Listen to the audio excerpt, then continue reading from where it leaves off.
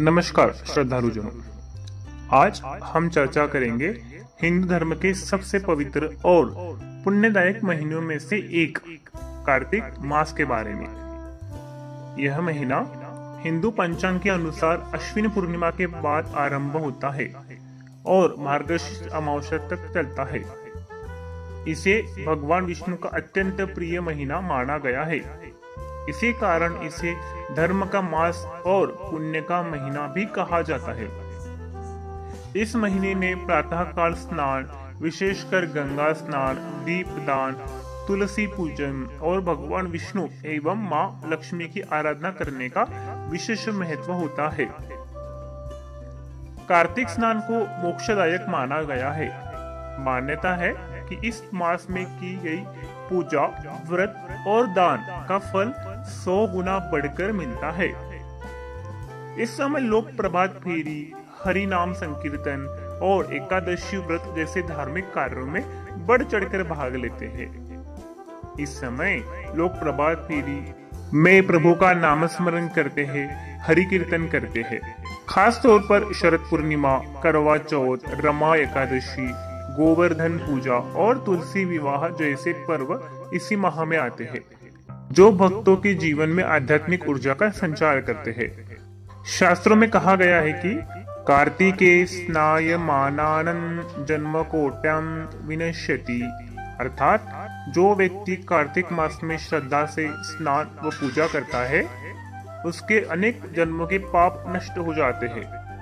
अतः आइए हम सब भी इस पावन कार्तिक मास में अधिक से अधिक पुण्य अर्जित करें, दीप जलाए, मन को शुद्ध करें और भगवान विष्णु की भक्ति में लीन हो जाए। हरि ओम तत्सत। अभी हम बात करेंगे कार्तिक मास की विशेषताओं और धार्मिक महत्व के बारे में। कार्तिक मास हिंदू धर्म में सबसे पवित्र महीनों में से एक माना गया है।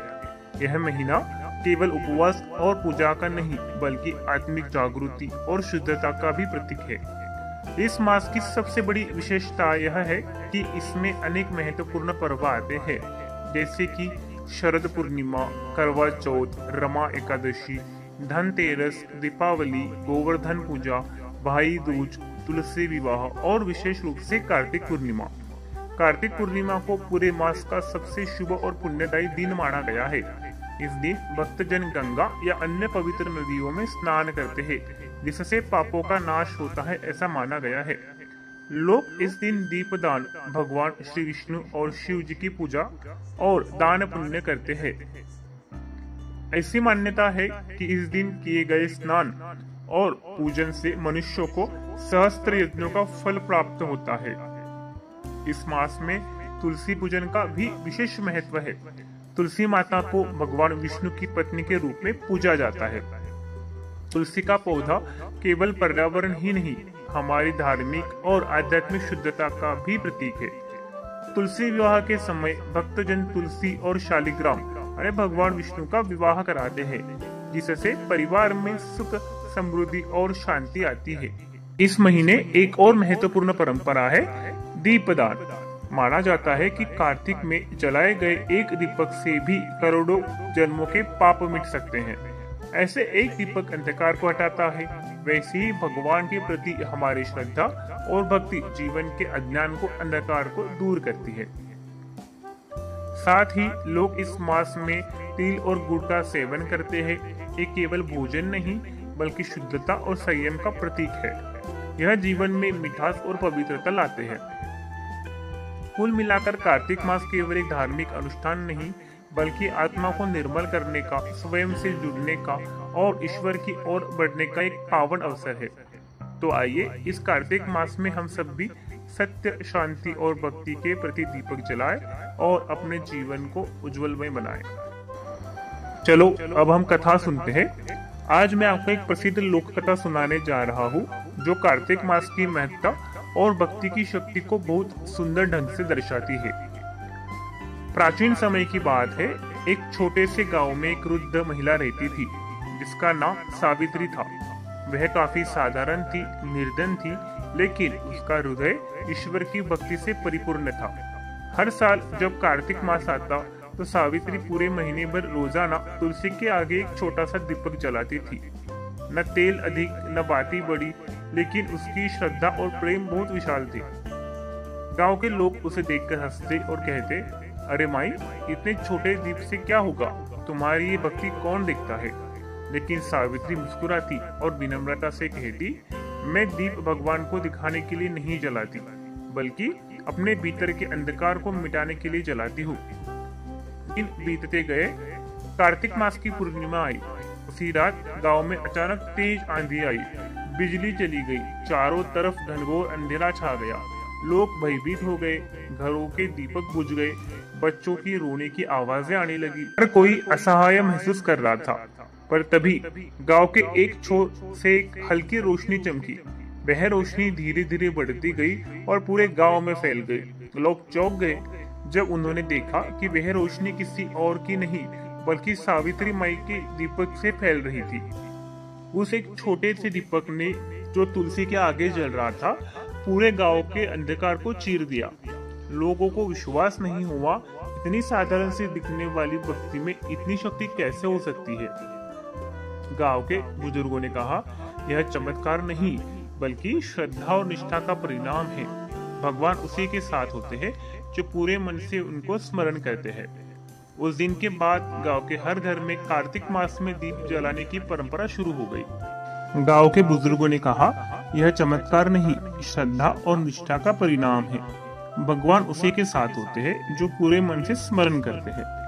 उसी दिन के बाद गांव के हर एक घर में कार्तिक मास में दीप जलाने की परंपरा शुरू हो गई। लोग सावित्री माई को आदर से देखने लगे और समझ गए कि भक्ति में दिखावा नहीं, भावना होती है, और एक सच्चे दीप की रोशनी पूरे संसार को प्रकाशित कर सकती है। यह कथा हमें यह सिखाती है कि ईश्वर भक्ति साधनों से नहीं, मन की सच्चाई से प्रसन्न होती है। और यह भी कार्तिक मास एक दीपक अगर श्रद्धा से जलाया जाए तो उसकी रोशनी केवल दीप नहीं जलाती, आत्मा को प्रकाशित भी करती है। हरिओम। दीप जलाए मन के अंधकार को दूर करिए। इसमें हम कार्तिक मास के व्रत और पूजा की विधि समझ लेते हैं। यदि आप कार्तिक मास में व्रत रखना चाहते हैं तो यहाँ कुछ सरल नियम है। प्रातः काल जल्दी उठकर स्वच्छ होकर स्नान करें, तुलसी जी के पौधे के आगे दीपक जलाएं, भगवान श्री विष्णु, श्री कृष्ण या शिव जी की आराधना करें। पूरे मास में गुड़, तिल और दूध का सेवन करें। दूसरों को दान करें, विशेष रूप से दीपक, वस्त्र और अन्न। भगवान के नाम का जप कर और भजन करें। तुलसी विवाह भी कार्तिक मास में किया जाता है, जो भगवान विष्णु और माँ तुलसी के पवित्र मिलन का प्रतीक है। यदि आप रोजाना दीपक जलाते हैं तो इसे श्रद्धा और विश्वास से करें। दीपक जलाना सिर्फ परंपरा नहीं, बल्कि मन की शुद्धि का भी प्रतीक माना गया है।